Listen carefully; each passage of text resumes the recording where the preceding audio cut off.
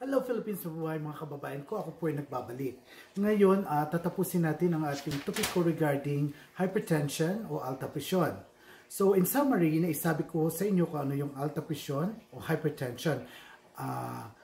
Ano ang nagdudulot nito at saka ano ang mga dahilan kung bakit kayo nagkaka-alta presyon o hypertension. Naibigay ko rin sa inyo ang dalawang uri o dalawang tipo ng hypertension, yung primary or essential at saka yung secondary hypertension. Naibahagi ko rin sa inyo ang stages ng hypertension according to American Health Association. Ito yung normal, elevated, stage 1 hypertension, stage 2 hypertension, and the dangerous kind, which is the hypertensive crisis. Naisabi ko rin po yan sa inyo. Naisabi ko rin po sa inyo ang mga sintomas at saka senyales ng individual na mayroong sobrang taas na hypertension. Dahil po sa totoo naman, wala namang sintomas o senyales ang isang tao kung mayroon siyang alta presyon. Maari na lamang po kung napakataas na po ito or nasa dangerous level na magkakaroon siya ng sobrang sakit sa ulo na hindi nare-relieve ng pain medication. Maaari po siyang magkakaroon ng nahihilo or dizziness. Maaari po siyang nosebleeds or maaring magkakadepresya sa mata or maaring magkabulag dahil nga pumutok yung ugat or artery na konektado sa mata. Maaari din po siyang magkakaroon ng chest tightness or shortness of breath. So ito po ay delikado. Nakakabawi po ito ng buhay kung hindi po tayo maingat. Naisabi ko rin po sa inyo ang mga risk factors ng alta presyon o hypertension at saka yung mga serious complications nito. Ngayon, i-recap ko lang sa inyo kung ano ang dapat nating gawin bilang isang individual na mayroong hypertension o alta presyon. Mga kababayan ko, mga mahal kong OFWs, mga marino kong mga kaibigan o mga relatives or saan man kayong banda ng Pilipinas, ingatan po natin ang ating pangangatawan, lalo na po ang ating kondisyon.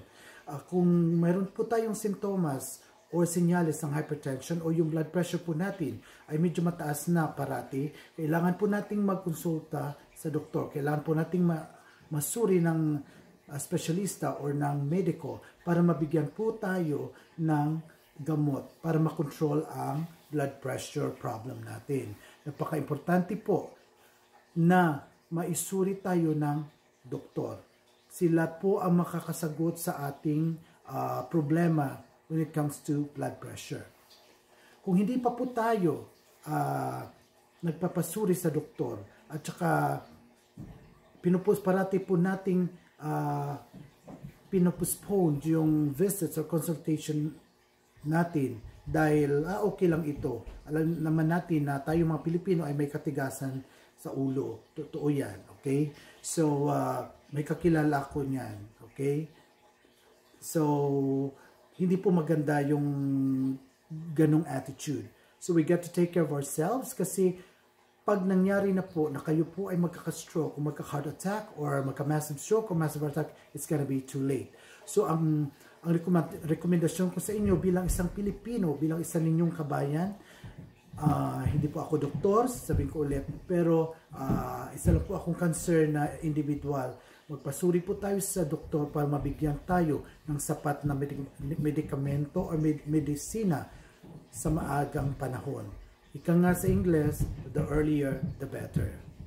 Now, pag nabigyan na po tayo, or nung pagkonsulta natin, nabigyan na po tayo ng medications ng doktor, dapat nating i-follow ang order ng doktor. Kung kailan inumin ito, ano ang tamang pag-inom ng gamot para sa alta presyon para po makontrol yan o masugpo ang pagtaas ng nakamamatay na alta presyon. Sundin po natin kung ano ang mga rekomendasyon ng doktor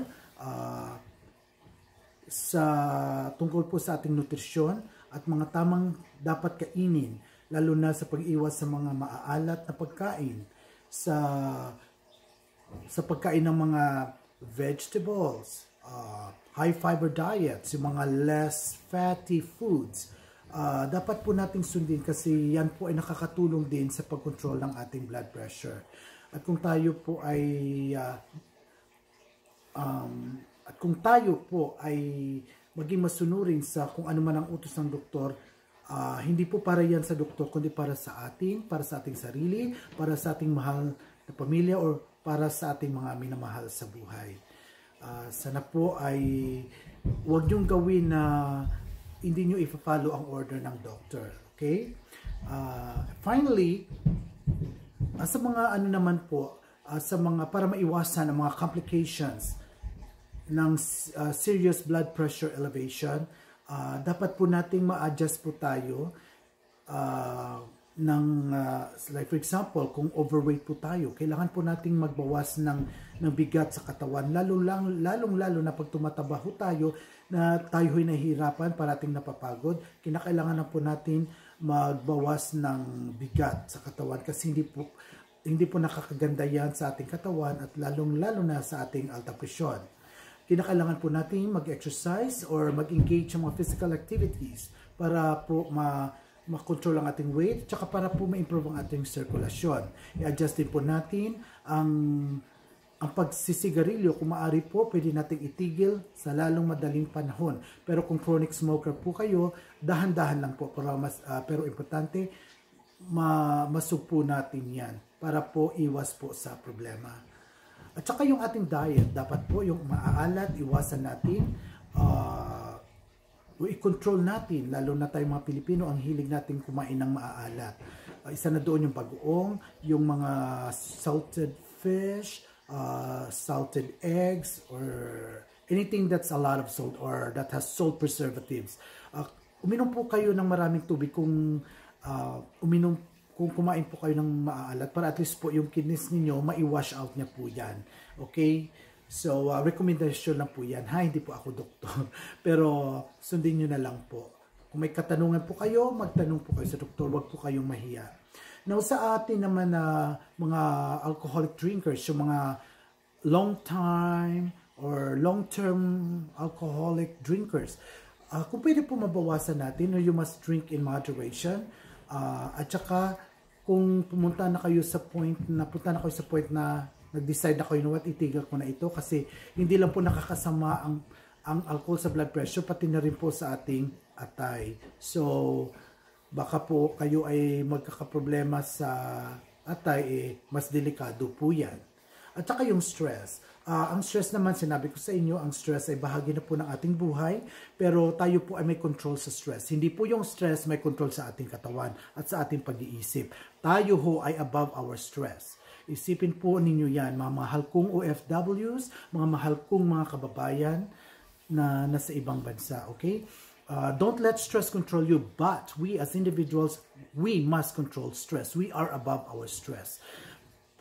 We get to exercise. Dapat maging busy tayo sa ating buhay para po hindi po tayo maistorbo. Mag-yoga po kayo, mag-meditation. Napakarami pong mga activities na para po makaiwas ng stress. Magkipag-social po kayo sa inyong mga kaibigan. You talk. You need to talk to your good friends. Iwasan nyo lang po yung mga kaibigan na instead na marinig ka ng magagandang balita, puro problema, si ganito, ganyan, ganyan. Iwasan po natin yan o prangkahin nyo sila na, you know what, hindi natin pag-usapan yan. Dapat tayo ay, we got to take the good stuff. We got to talk about the good stuff and enjoy our life. What is the present situation right now? At least, I want you guys to be on the positive side. Be on the happy side of life. Kasi wala naman pong mawawala. At saka wag po tayong magpa-depress, okay? So, let's just keep ourselves busy. And then, yung mga chronic illnesses ninyo, kung may mga pre-existing conditions po kayo na nagpapalala ng inyong blood pressure, maaari po lamang sundin nyo po kung ano yung mga medications ninyong tinitake at kung ano ang sabi ng doktor, kung anong dapat ninyong gawin, okay? Dapat po tayo maging masunurin at saka sa utos ng doktor at saka i-follow natin talaga dahil para po yan sa ating mga sarili. Mga kaibigan, mga mahal kong kababayan, sana po ay may nakuha po kayo sa ating topic ko na medyo may kahabaan po ng konti. I really did my best to share what I learned. Kasi po kung nag-learn din po kayo, kaya ako po'y masaya para sa inyo dahil ako po'y nag-learn din po kayo at saka we learn from each other. So, maraming pong salamat sa inyong pagtangkilik sa aking vlog. Sana po wag po kayong magsawa na manood ng aking mga videos. Kahit hindi man lang po health related, sana po ay makapagbigay man lang sa iyo ng kunting enjoyment or fun, okay? So, sana po ay nasa maayos po kayong kalagayan. Salamat po ng marami at saka see you again on my next vlog. Hanggang sa muli, ito po yung Kabayan. God bless po. Bye.